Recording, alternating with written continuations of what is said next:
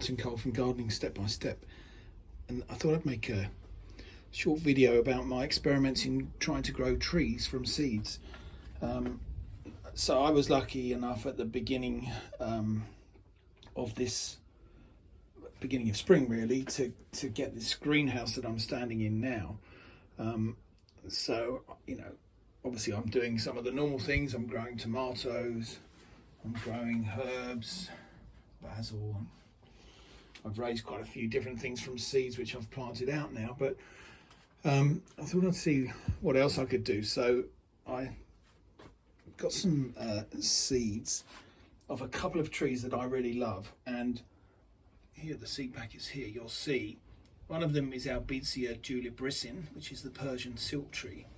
The other is the Catalpa Bignoniodes, the Indian bean tree. I never know whether Bignoniodes is the right way to pronounce that or not, but so let's look at them in turn. These are my seeds for the Albizia Julibrissin. Now, this produces an absolutely beautiful tree. It's deciduous. You can already see the leaf form.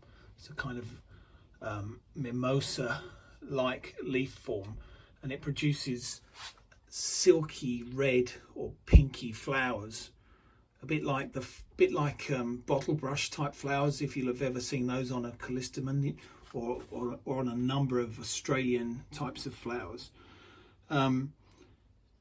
It can, I think, be a little bit tender, and I think, as I said, it's deciduous, and it will not come into leaf until quite late on, so you get a relatively short season with it. But when it is, you know, in full growth, when it's fully grown and it's in flower, it's an absolutely beautiful tree. So, you know, these have grown pretty well. You'll probably see one died off. There's 3 others in those root trainers and 1 other up here. When sowing these seeds, you did need to soak the seeds for about 24 hours in advance, and you can then see that in that period the seed swells to sort of twice its size, and if the seed hasn't swollen, then it's not going to be a viable seed. Once you've done that, you just sow them individually about 1 centimetre deep into your compost.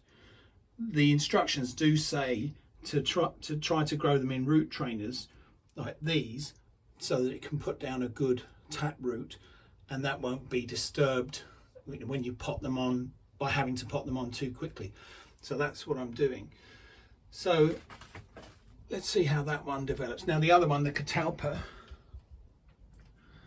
it's interesting how you can see the characteristics of a tree even in these seedlings. So the Catalpa is again a deciduous tree, but it has very large ovate leaves,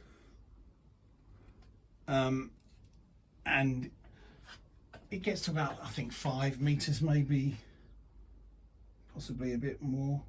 10, sorry, probably not 5, about 8 to 10 meters. But it has a lovely shape. It's got a nice sort of rounded dome shape. And when in full leaf, it creates a lovely shade, and is a beautiful kind of specimen type plant to have in your garden. Now these are interesting seeds. In fact, here are some of the seeds that I sowed, which did not germinate. So I sowed a number of these, and only 3 germinated.